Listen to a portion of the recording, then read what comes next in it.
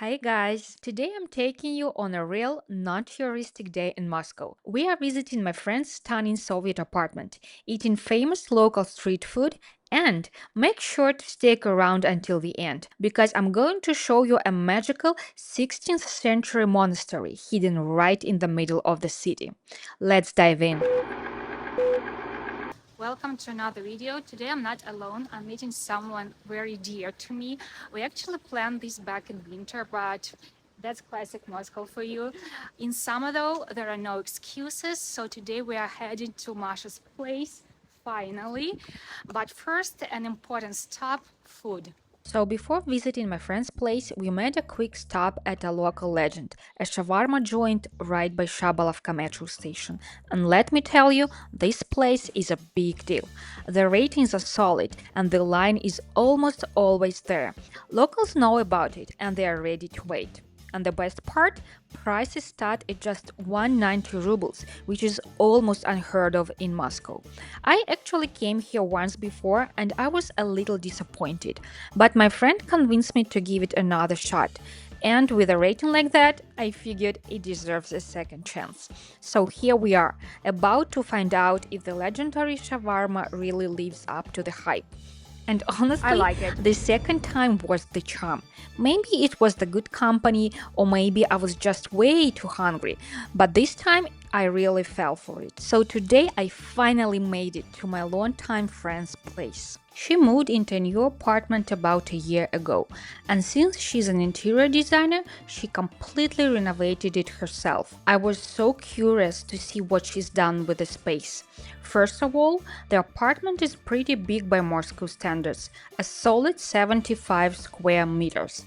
Originally, it had two bedrooms and one large living room, but the previous owners knocked down the wall of the smaller bedroom. So now it's this huge open living space with just one bedroom, which works perfectly for Masha since she lives alone. I love how spacious the living room feels. And if she ever needs an extra room, say for a kid or a home office, she can always put up a wall. No big deal. Another thing I absolutely adored is the little French balcony. Of course, in Moscow, you can't really use it for most of the year because of the cold, but in summer, it's such a charming spot. Masha even planted flowers out there, and it creates this little Parisian vibe that I just love. What I like most, though, is the neighborhood she lives in. It's a quiet residential area, but it is so close to the center. No tourist crowds, yet you can get to the heart of the city in no time. Plus, Gorky Park is right nearby. You know what else surprised me? How naturally all the different pieces come together without feeling cluttered. I'm a minimalist at heart and I've always avoided too much decor, but now I'm seriously reconsidering my approach. In Marsha's apartment, your eye constantly catches something new, and you want to look closely at every object, every tiny detail. It sounds silly to say, but it felt like I was in a museum or a gallery, just from the sheer number of visual impressions. And not in an overwhelming way, but in a way that made me want to sit down and just look around. The only place I wasn't allowed to film was the walk-in closet. Masha asked me not to, but I'm sure most girls will understand. And who actually keeps their closet perfectly organized anyway? People online love to show those old Soviet apartments with gaudy and dingy vibe. You'd never guess that just a few streets away, someone lives in a space like Marsha's, modern, light, and curated. That's Moscow for you. People live very differently here. Honestly, it's just like everywhere else on Earth. Да, мемный. Звездочет. So that's take two because I didn't press record the first time. Where were we? Okay, so you used to be in finances, right? Yeah. And why did you decide to become an interior designer? Well, I used to work in finance for more than 10 years, Mm-hmm. and I decided that I want something creative. So once I made this apartment. So you bought the apartment? Yes. And then you... Well, I was thinking about it before. Okay. Yes, and I have my previous apartment. It was a tall building as well, but I didn't do it myself. And then I started. So you had someone to design the previous apartment? Yeah, not design, just help me. Okay. Yes, and with this one, I used to watch a lot of room tours and started to interested in design, and I decided to make it myself. Yeah. And I did, and after and then it became a profession. Yes, because I wanted to do it again. Yeah. And I can do it for myself, so. Yeah, so you started taking classes and courses, and how long did it take you? Like a year to learn everything? 2 months. 2 months, okay. 2 months. Okay, but now you can do everything from scratch, like from the very beginning. That's cool. Yeah, that's really easy. And how do you call this style? Is it eclectic, classic? It's eclectic because I use different, I don't know, styles, colors, materials. Everything here is different. Vintage, modern things, and like glass, wood, velvet, everything, fur. And this cabinet, it's it's vintage. It's vintage. Okay. It's from Avita. Yes, you can. So Avita is a website like eBay. You can buy everything there, from used furniture to like new electronics. Everything is in there. Yeah. So that's the place to go. Yeah, it came from me from Kaliningrad. So that's from another city. Yeah, from another country, I think, because. Kaliningrad? No, that's. Still, Kaliningrad is in Russia. Okay. But this thing came to Kaliningrad from another country. Like from Poland or Germany? Something like this, because it is close, and that's why a lot of vintage things are from Kaliningrad on Avita. Okay, so maybe some kind of like German royalty. I hope someone. Who knows? Friends. Who knows? Yeah. And this type of apartment, is it Stalinka or is it Brezhnivka? Well, it's not Stalinka because of the year. Because when was it built? 1958. Wow. It was before. It was after Stalin. Okay. A few years. I think Stalin is. Before 96? I don't know. No, 56. I'm sorry. I don't know, but I think so. But yeah, it made from, I don't know, the same. Yeah. It's almost the same. It's not Brezhnivka because Brezhnivka is small with low ceilings.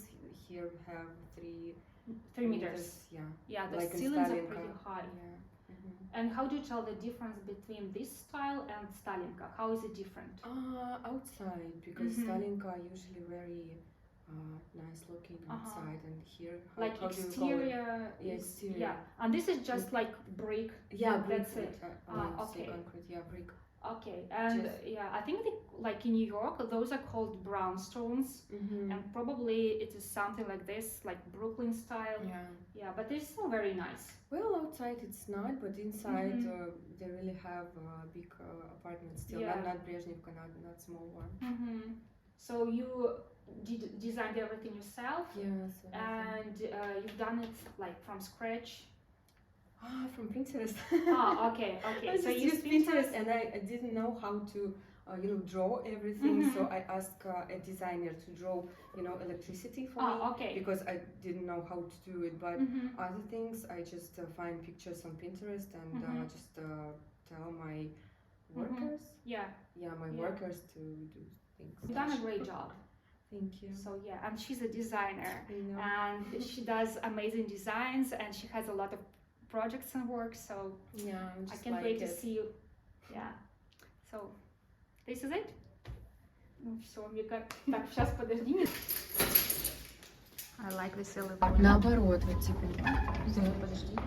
This carpet is definitely my favorite. I like this luxury. It's how do they call it? Quite luxury. Right. I'd say this luxury is very loud because of this carpet, but it adds some character. After that, we headed to our final stop, Donskoy Monastery. An interesting fact, I used to live here some time ago, but I've never been here, and that's, I don't know, there is no excuse for this, and so it's my first time. You walk around and suddenly you are standing next to the graves of people you've only read about, writers, philosophers, war heroes. Even Pushkin's relatives are buried here. It's like walking through history itself. It's amazing that some tombstones date back to 1800s. So it's been like, what, 200 years? something, 2 centuries. The main cathedral is currently under renovation. We did manage to step inside, but there was scaffolding everywhere you look. Still, even through all the construction mess, you can see how stunning it must be. It's decorated with gold, or is it copper? Honestly, I couldn't tell.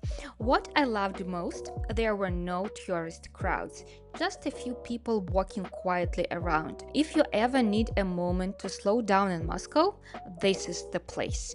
I don't want to give you a boring history lecture, but a few words about this place are necessary to really appreciate it.